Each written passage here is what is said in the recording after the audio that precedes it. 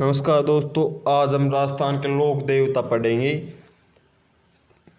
आज का हमारा टॉपिक राजस्थान के लोक देवता है। तो पढ़ते हैं हम।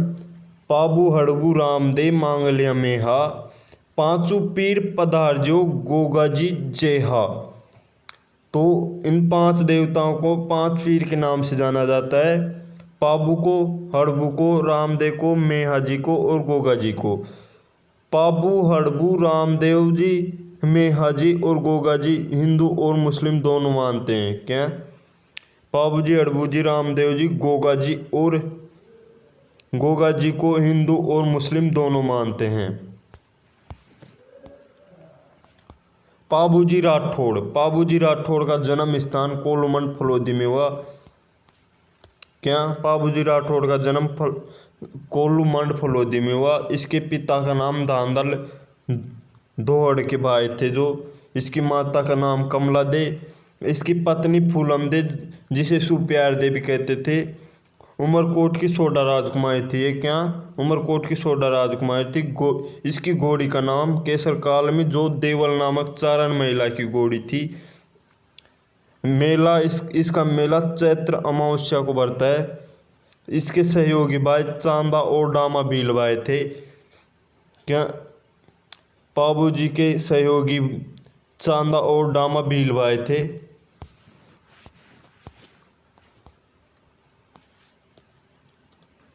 पाबू जी गायों की रक्षा के लिए फेरों के बीच से उठकर आ गए और देचू नामक गांव फलोदी में जायल के जीतराव खिची के खिलाफ लड़ते हुए शहीद हो गए। जायल के राजा जीतराव खिची इसके बहनोई थे। पाबू जी को लक्ष्मण का अवतार माना जाता है। क्या? पाबू जी को लक्ष्मण का अवतार माना जाता है। यह ऊंट रक्षक देवता है। पाबू जी ऊंट रक्षक देवता है। राय का रैबारी जाति पाबू जी को मुख्य देवता मानते हैं। पाबू जी को मुख्य देवता कौन कौन सी जाति मानते हैं? राय का रैबारी जाति पाबू जी को मुख्य देवता मानते हैं। ये प्लेग रक्षक देवता है और इसे हाड़ फाड़ का देवता भी कहा जाता है। पाबू जी ने गुजरात में 7 थोरी भील भाइयों की रक्षा की। पाबू जी की फड़ रावण हत्यावाद यंत्र के साथ गाई जाती है। क्या? पाबू जी की फड़ को रावण हत्यावाद यंत्र के साथ गाए जाते हैं। इसके भजन पपाड़े कहलाते हैं, जिसे माटवाद यंत्र के साथ गाया जाता है। आसिया मोड़ जी की पुस्तक जिसका नाम है पाबू प्रकाश। आसिया मोड़ जी की पुस्तक का नाम पाबू प्रकाश है। पाबू जी री रात लक्ष्मी चुंडावत की पुस्तक है। मारवाड़ में सर्वप्रथम ऊंट लाने का श्रेय पाबू जी को दिया जाता है। क्या? मारवाड़ में सर्वप्रथम ऊंट लाने का श्रेय पाबू जी को दिया जाता है। अब अगला है रामदेव जी। रामदेव जी का जन्म उडू कश्मीर बाड़मेर में हुआ। कहाँ? रामदेव जी का जन्म उडू कश्मीर बाड़मेर में हुआ। पिता का नाम उजमाल जी जो पोखरण के सामंत थे। क्या? इसके पिता का नाम उजमाल जी जो पोखरण के सामंत थे। इसकी माता का नाम मैना दे।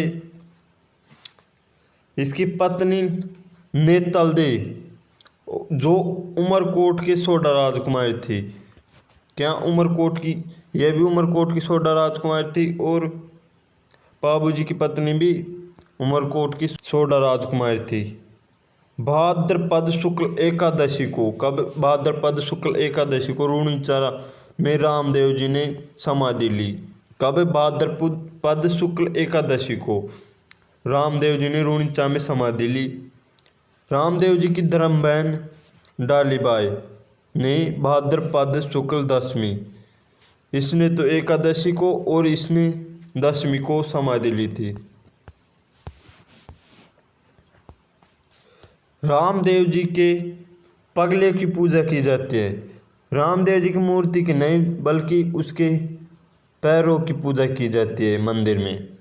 रामदेव जी को विष्णु का अवतार माना जाता है, जबकि पाबू जी को लक्ष्मण का अवतार माना जाता है और रामदेव जी को विष्णु का अवतार माना जाता है। रामदेव जी को पीरों का पीर कहा जाता है।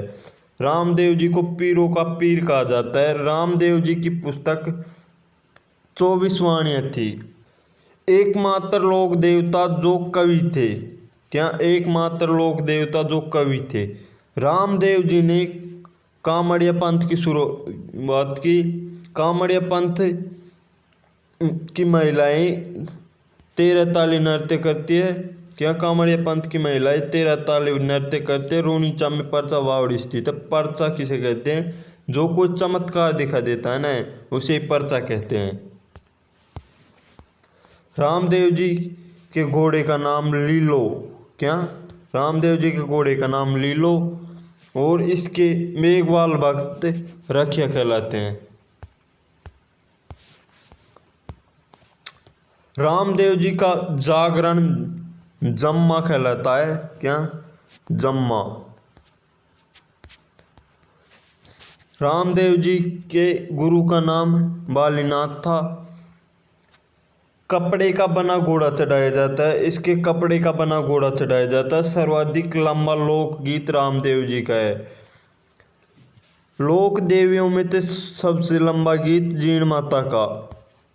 इसका जीण माता का लोक देवियों में सबसे लंबा गीत जीण माता का। और लोक देवताओं में सबसे लंबा गीत किसका है? रामदेव जी का। इसने शुद्धि आंदोलन चलाया। क्या? रामदेव जी ने शुद्धि आंदोलन चलाया। अब है गोगा जी। गोगा जी का जन्म ददरेवा चूरू में हुआ। कब? ददरेवा चूरू में गोगा जी का जन्म हुआ। इसके पिता का नाम जेवर सिंह। इसकी माता का नाम बाहल दे। इसकी पत्नी केमल दे। गोगा जी ने महमूद गजनवी से युद्ध किया। किससे? महमूद गजनवी से। इसलिए महमूद गजनवी ने इसे जहांगीर पीर की उपाधि दी। तो आपसे पूछा जाए कि जहांगीर पीर की उपाधि किसने दी गोगा जी को?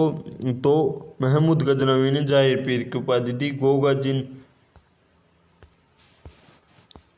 गोगा जी अपने मौसेरे भाइयों अर्जम और सरजम के खिलाफ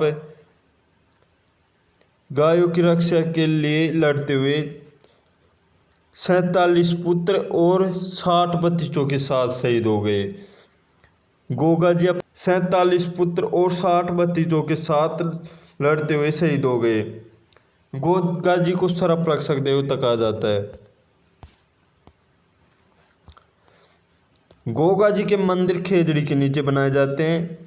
इसकी मूर्ति स्वरूप पत्थर पर सर्प अंकित किया जाता है।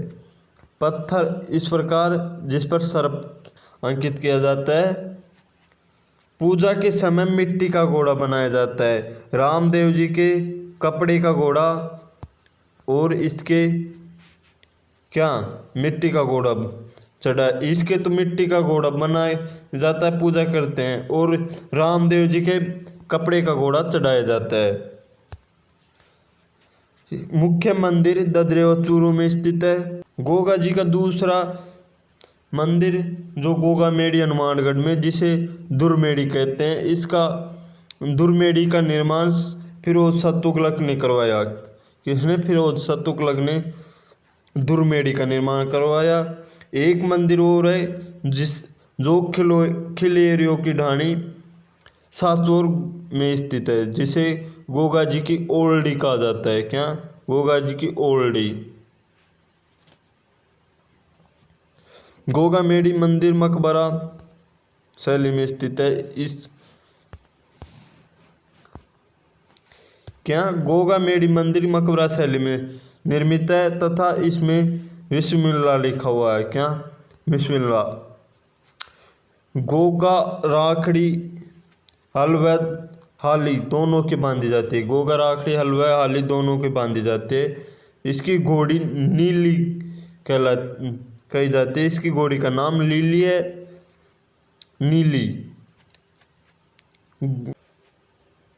गोगा मेडी का वर्तमान स्वरूप महाराजा गंगा सिंह ने दिया। इसके द्वार पर, गोगा मेडी के द्वार पर 47 पुत्र और 60 भतीजों की शहीद पर बिस्मिल्लाह लिखा हुआ है। गोगा जी की ओल्डी सांचौर में है। क्या? गोगा जी की ओल्डी सांचौर में है। पुजारी हिंदू और मुस्लिम दोनों होते हैं। इसके पुजारी हिंदू और मुस्लिम दोनों होते हैं। मुस्लिम पुजारियों को चायल कहलाते हैं। क्या? चायल कहलाते हैं मुस्लिम पुजारी। दोस्तों आज के लिए इतना है। आपको वीडियो कैसा लगा कमेंट करके ज़रूर बताएं। अगर आपको वीडियो अच्छा लगा हो तो वीडियो को लाइक, शेयर और सब्सक्राइब ज़रूर करें। धन्यवाद। जय हिंद, जय भारत।